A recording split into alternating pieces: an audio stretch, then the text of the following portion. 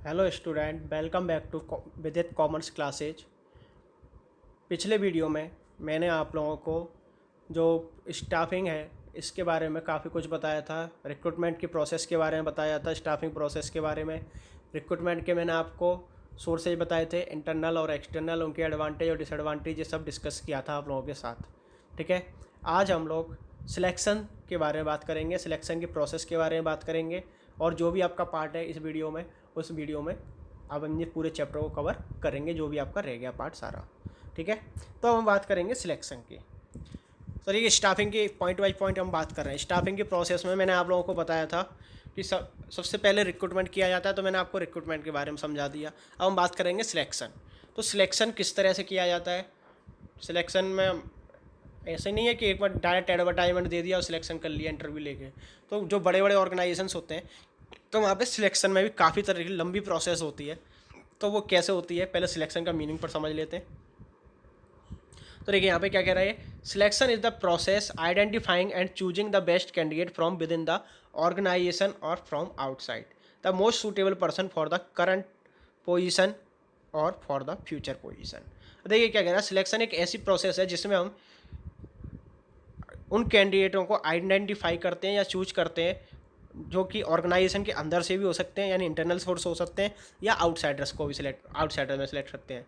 और उनमें से ऐसे इंसान को हम सेलेक्ट करते हैं जो कि हमारी करंट जो हमारे पास वैकेंट पोजीशन है उनके लिए, या फ्यूचर में जिन पोजीशन की हमें ज़रूरत पड़ने वाली है उनके लिए जो बेस्ट पोजीशन सेलेक्ट कैंडिडेट हो सकता है उसको हम सिलेक्ट करते हैं सिलेक्शन में। ठीक है, अब सिलेक्शन की प्रोसेस को समझ लीजिए। सिलेक्शन क्या है ये तो नॉर्मली कोई नहीं पूछता, लेकिन सिलेक्शन की प्रोसेस बहुत इंपॉर्टेंट है। तो देखिए इसको, तो देखिए यहाँ पे आपको एक प्रोसेस के रूप में ये दे रखा है। प्रोसेस को जब हम डायग्राम के माध्यम से समझते हैं तो वो हमें आसानी से समझ में आ जाती है। तो पहले इसके पॉइंट समझ लीजिए, फिर मैं आपको डिस्कस करूँगा सारी चीज़ें इसकी डिटेल में। ये सबसे पहले हम क्या करते हैं, प्रिलिमिनरी स्क्रीनिंग, जिसमें हम इनके डॉक्यूमेंट्स वगैरह चेक करते हैं, इनकी ये एलिजिबल है कि नहीं वो चीज़ चेक करते हैं। सिलेक्शन टेस्ट, इसके बाद जो कैंडिडेट एलिजिबल होते हैं उनको टेस्ट के लिए बुलाया जाता है।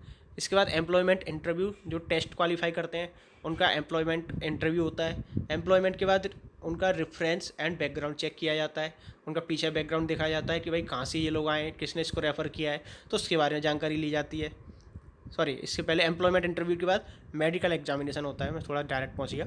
मेडिकल एग्जामिनेशन में जहाँ पे हमें ऐसा फिट आदमी इंसान की ज़रूरत होती है, जहाँ पे हेल्थ हमारे लिए इंपॉर्टेंट फैक्टर होती है, तो वहाँ पे मेडिकल एग्जामिनेशन भी होते हैं।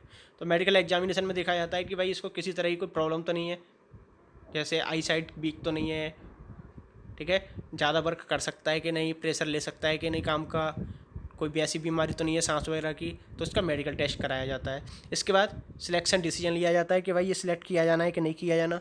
सिलेक्ट कर लेते हैं, उसके बाद फिर हम उसका बैकग्राउंड और रेफरेंस चेक करते हैं। जब बैकग्राउंड और रेफरेंस भी क्लियर होता है उसके बाद हम उसको जॉब ऑफर करते हैं कि हाँ भाई हमें आपकी बात पसंद है, अब हम आपको अपने यहाँ पर रखना चाहते हैं। और इसके बाद सर्टिफिकेट, जब वो उसके लिए हाँ कर देता है, जब तैयार हो जाता है, सारी मैटर हो जाता है आपस में, तो उसको एक कॉन्ट्रैक्ट किया जाता है आपस में, या उनको एक सर्टिफिकेट प्रोवाइड करा दिया जाता है, जैसे जॉब लेटर कहते हैं, जॉइनिंग लेटर, ठीक है, वो प्रोवाइड करा दिया जाता है। तो उनके एम्प्लॉय और एम्प्लॉयर के बीच में कॉन्टैक्ट होता है कि कितने समय तक काम होगा, कि वो छोड़ सकता है कि नहीं, जो भी उनकी कंडीशंस होती हैं उससे एग्रीमेंट में कॉन्ट्रैक्ट किया जाता है। तो अब देखिए इसको डिटेल में समझते हैं थोड़ा सा, क्योंकि मैं फिर कह रहा हूँ कि इंपॉर्टेंट टॉपिक है, बल्कि चैप्टर ही पूरा मोस्ट इंपॉर्टेंट है। तो देखिए प्रीलिमिनरी स्क्रीनिंग में क्या है, वो तो अभी मैंने शॉर्ट में आपको बता दी थी ऊपर, अथवा डिटेल में कर लेते हैं। ये कह रहा है preliminary screening helps the manager eliminates unqualified और unfit job seeker based on the information supplied in the application forms. यानी प्रीलिमिनरी स्क्रीनिंग में क्या करते हैं, हम उन लोगों को हटा देते हैं या उन लोगों को ख़त्म कर देते हैं जो अनक्वालिफाइड हैं, यानी हमारी क्वालिफिकेशन पूरा नहीं करते, एलिजिबिलिटी पूरी नहीं करते, उनको हटा देते हैं। या ऐसे लोगों को हटा देते हैं जो कि उनको लगता है कि भाई ये हमारी जॉब के लिए फिट नहीं है, तो ऐसे लोगों को हम पहले से ही हटा देते हैं, उनको जॉब इंटरव्यू के लिए कॉल भी नहीं की जाती। ठीक है, जैसे स्कूल का टीचर चाहिए इकोनॉमिक्स का, और तो उसके लिए एप्लीकेबिलिटी होती है कि आपको पोस्ट ग्रेजुएशन होना चाहिए इकोनॉमिक्स सब्जेक्ट में। अब उसमें कोई बीकॉम करा हुआ बंदा अप्लाई कर दे केवल, तो ऐसे केस में ऐसे बंदों को शुरू में ही हटा दिया जाएगा, उनको कॉल भी नहीं की जाएगी। ठीक है, अगला है सिलेक्शन टेस्ट। और देखिए टेस्ट बहुत तरह के होते हैं इसमें, मैं आपको सारे टेस्ट बता देता हूँ। टेस्ट का मतलब यहाँ पे बिल्कुल भी नहीं है कि रिटन एग्जाम हो रहा है, कहीं कहीं पे रिटन एग्जाम भी होते हैं जहाँ ज़रूरत होती है। तो ये सबसे पहला क्या है, intelligence test. It test a person's ability to make decision and adjustment. तो देखिए इंटेलिजेंस टेस्ट में उनके सामने एक कंडीशन रखी जाती है और उनसे कहा जाता है कि ये कंडीशन अगर आपके सामने होगी तो आप क्या डिसीजन लोगे, किस तरह से इसका काम करोगे। तो इससे हम चेक करते हैं कि वो अलग अलग कंडीशंस में डिसीजन लेने की कैपेसिटी उसके अंदर है या एबिलिटी है या नहीं है। ठीक है, नेक्स्ट होता है एप्टीट्यूड टेस्ट, यानी इसमें क्या, it is a measure of individuals potential for learning या लीनिंग न्यू स्किल्स। यानी इसमें क्या कहते हैं इसको, एप्टीट्यूड टेस्ट में, यानी कि इंसान जो एम्प्लॉय हमारे सामने है जो टेस्ट दे रहा है उसके अंदर की सोच क्या है, उसके अंदर कैपेसिटी क्या है, क्या वो नई चीज़ों को सीखने के लिए ओपन रखता है अपने माइंड को, या उसके अंदर यही चीज़ है कि भाई मैं तो पहले से ही बहुत सारा ज्ञानी हूँ, मुझे और कुछ सीखने की ज़रूरत ही नहीं है। तो वो एप्टीट्यूड टेस्ट कहलाता है। तो ऐसे लोगों को प्रायोरिटी दी जाती है जो हमेशा सीखने के लिए तैयार रहते हैं, नई नई चीज़ों को, स्किल्स को डेवलप करने के लिए रेडी होते हैं।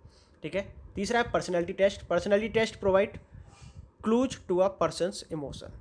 पर्सनैलिटी टेस्ट में क्या है कि नॉर्मली ये टेस्ट अलग से नहीं होता, कि आपका जब इंटरव्यू चल रहा होता है तो वहाँ पे कुछ लोग इसी काम के लिए होते हैं कि वो आपके हावभाव को देखते हैं, आपके फीलिंग्स को देखते हैं, आपके इमोशंस को कैचअप कर रहे होते हैं। जब आप बात कर रहे हैं, बैठे हैं, किस तरह से आए, उस तरह से आपकी पर्सनैलिटी चेक की जाती है, किस तरह से आप बैठे हैं, किस तरह से आपने हाथ रखे हैं, किस तरह से आप बात कर रहे हैं। तो इन सब चीज़ों में पर्सनैलिटी टेस्ट देखे जाते हैं कि आपकी पर्सनल इमोशंस क्या हैं, तो वो भी बिजनेस के लिए ज़रूरी होते हैं।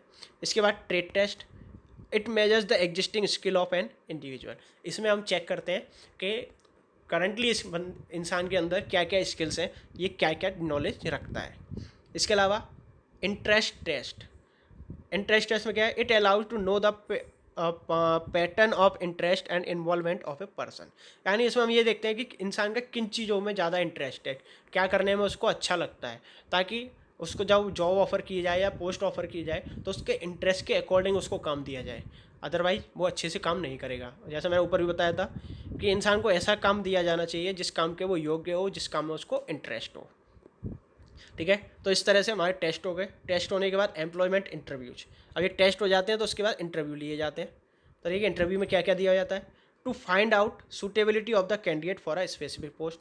अब एम्प्लॉयमेंट इस पे पूरी तरह से जो हमारी पोस्ट है उसके अकॉर्डिंग देखा जाता है कि ये बंदा उसके लायक है या नहीं है। तो इसमें क्या किया जाता है, सबसे पहले कि उसकी सूटेबिलिटी चेक की जाती है कि वो जो हमारी पोस्ट है उसके लिए ये सूटेबल है या नहीं है।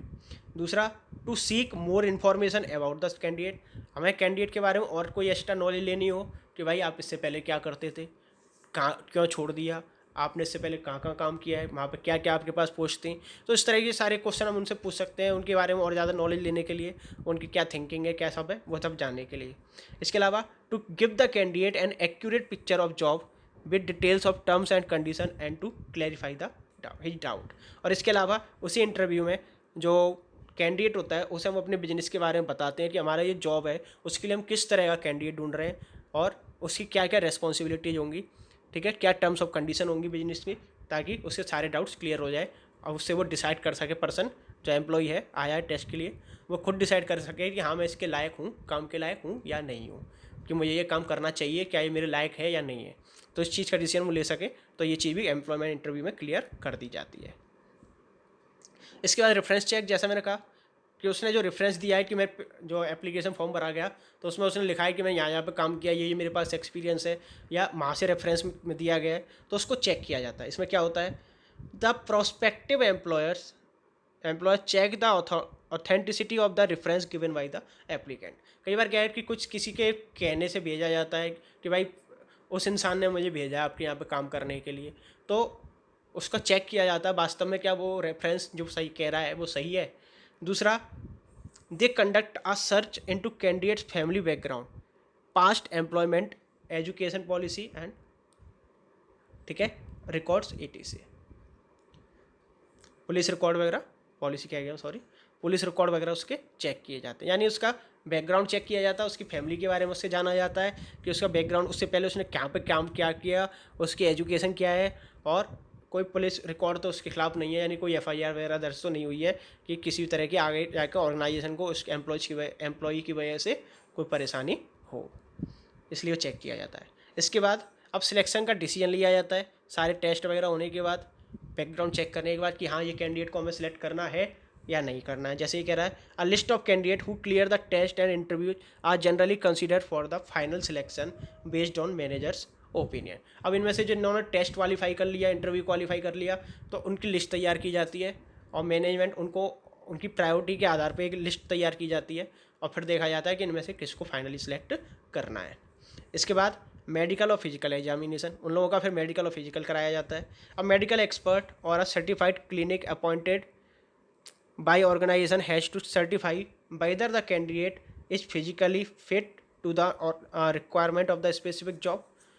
यानी अब एक डॉक्टर को बुलाया जाता है या फिर कोई मेडिकल एक्सपर्ट्स बुलाए जाते हैं जो कि इस चीज़ का सर्टिफाई करते हैं कि जो एम्प्लॉयज़ आए हैं हमारे पास वो हमारी जॉब को पूरा करने के लिए मेडिकली फिट है या नहीं है, यानी हमारी जॉब से क्या क्या कोई परेशानी तो नहीं आएगी इनको काम करने में, वो सब चीज़ चेक की जाती है। ठीक है। A proper physical exam will ensure higher standard of health and physical fitness and employees thereby reducing absenteeism में। और ऐसे लोगों को प्रायोरिटी दी जाती है जो पूरी तरह से फिट होते हैं ताकि लोग अपनी बीमारी की वजह से ज़्यादा छुट्टियाँ ना लें, इसलिए और हेल्थ चेकअप किए जाते हैं। अब जॉब ऑफर जो है इसको भी चेक कर लेता है, तो उनमें से किसी जो सिलेक्ट किया जाता है उसको after selection procedure and medical examination he she is formally appointed by issuing him an appointment या ज्वाइनिंग लेटर। ठीक है, तो उसको फाइनली ज्वाइनिंग लेटर दे दिया जाता है, उसके साथ कॉन्ट्रैक्ट कर लिया जाता है। और कॉन्ट्रैक्ट ऑफ एम्प्लॉयमेंट जैसा मैंने बता ही दिया आपको, वही सब है इसमें। ट्रेनिंग एंड डेवलपमेंट, तो देखिए ट्रेनिंग और डेवलपमेंट के बारे में हमने ऊपर पढ़ा तो है ऑलरेडी कि ट्रेनिंग और डेवलपमेंट क्या होते हैं।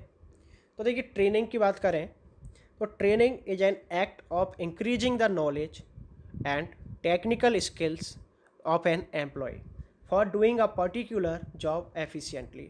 यानी ट्रेनिंग का मतलब क्या है कि एक ऐसी एक्टिविटी होती है जो हमारे एम्प्लॉयज़ हैं किसी काम को जो एफिशिएंटली करने के लिए, उस जो हमारे एम्प्लॉयज़ हैं उनकी नॉलेज और टेक्निकल स्किल्स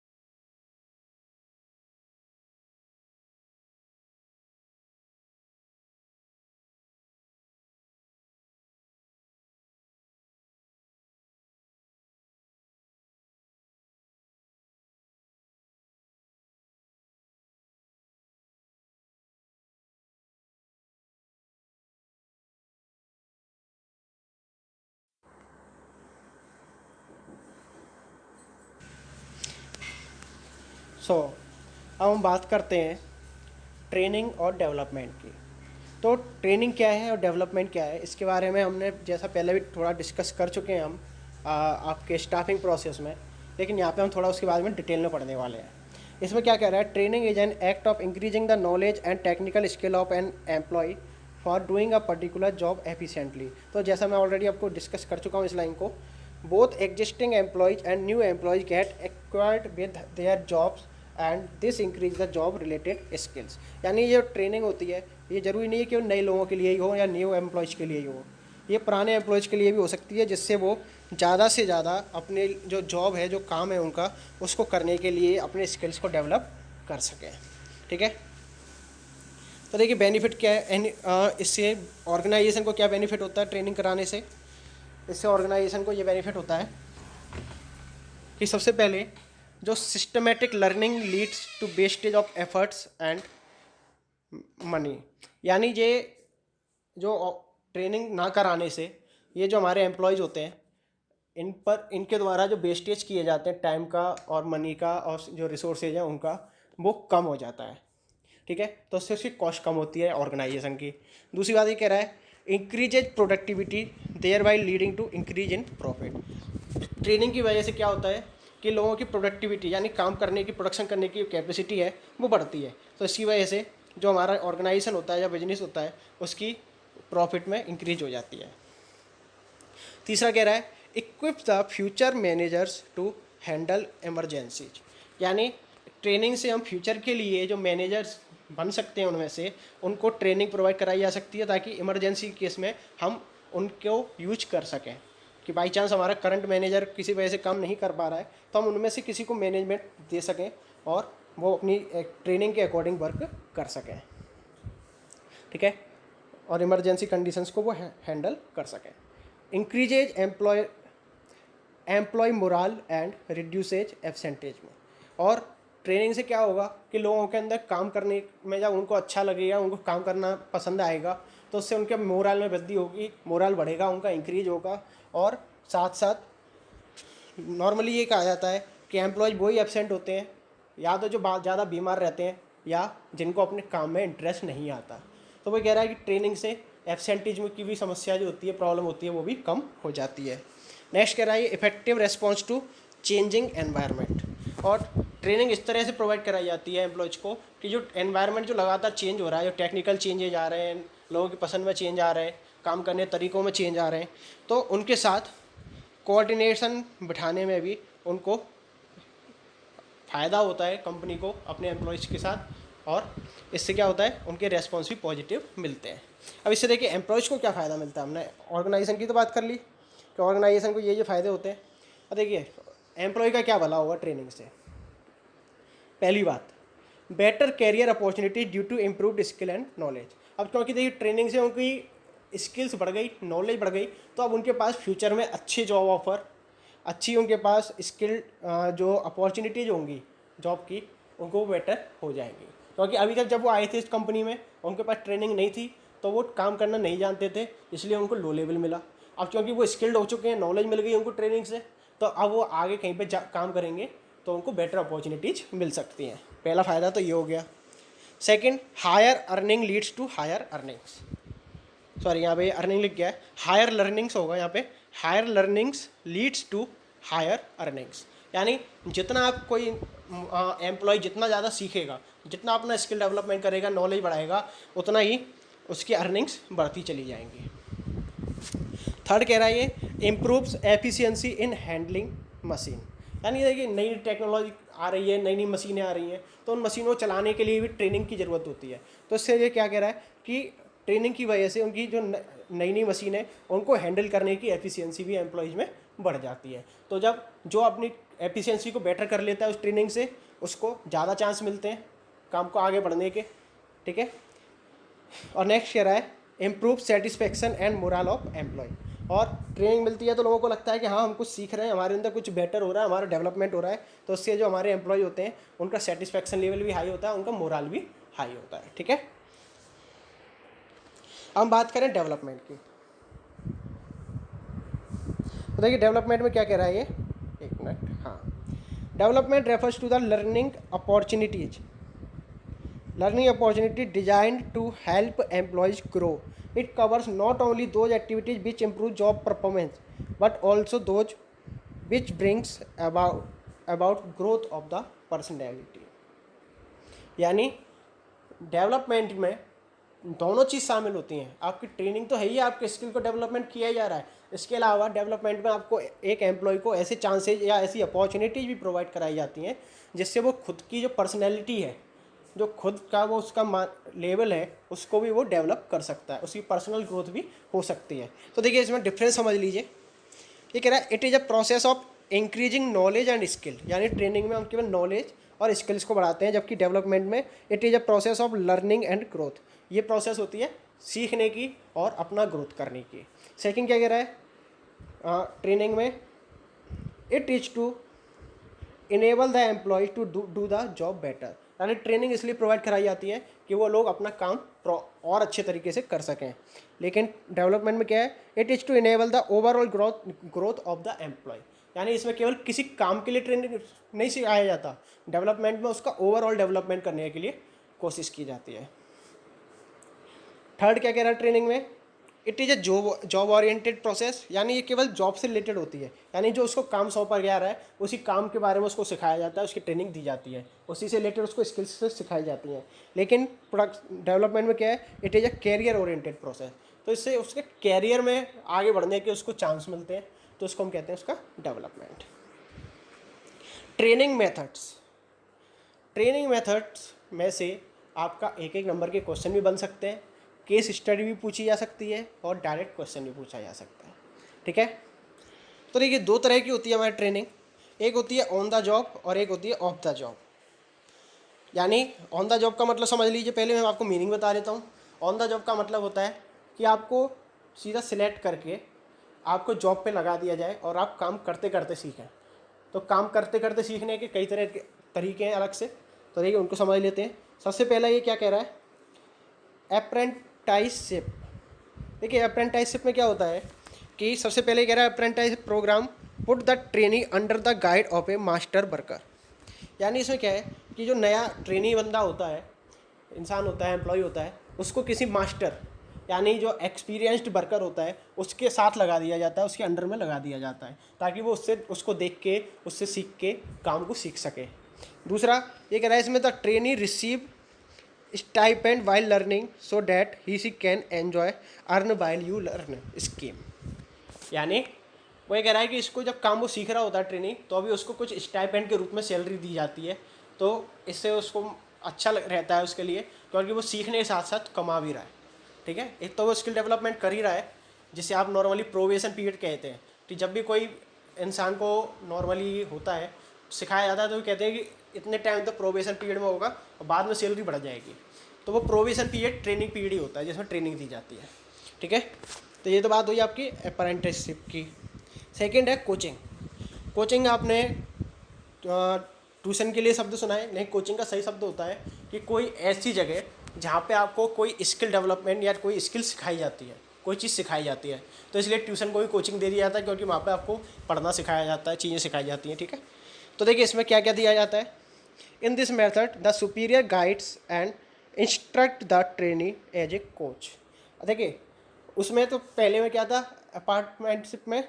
अप्रेंटिसशिप में सॉरी, तो लेकिन इसमें क्या है, कोचिंग में क्या है कि एक कोच के अंडर में कुछ लोग ट्रेनी रखे जाते हैं, जो कि अपने ट्रेनीज को जो उसके अंडर में काम करने वाले लोग हैं, ट्रेनीज हैं, उनको कोच इंस्ट्रक्शंस देता है और चीज़ें बताता है कि आपको ये चीज़ ऐसे करनी है। नहीं, करना किसको होता है, ट्रेनीज को करना होता है। ठीक है, बल्कि ऊपर क्या था कि वो उसको देखते हुए उसके साथ करके सीखता था, मास्टर के साथ में। ठीक है, नेक्स्ट क्या है इसी में, the trainee work directly with the senior manager and the manager takes full responsibility for the trainee's coaching, यानी वो किसी सीनियर मैनेजर के साथ काम करता है ट्रेनी डायरेक्ट, और ये मैनेजर की जिम्मेदारी होती है कि वो उससे किस तरह से काम करवाएगा और पूरी तरह से उसको कोच करेगा या ट्रेन करेगा। ठीक है, कोचिंग समझ में आ गया होगा। तीसरा है इंटर्नशिप। अब देखिए एक इंटर्नशिप है, एक आपका था अप्रेंटाइसशिप। ठीक है, तो अप्रेंटाइसशिप में क्या था कि मास्टर के साथ लगा दिया जाता है, जिसको तो देख के सीखता है।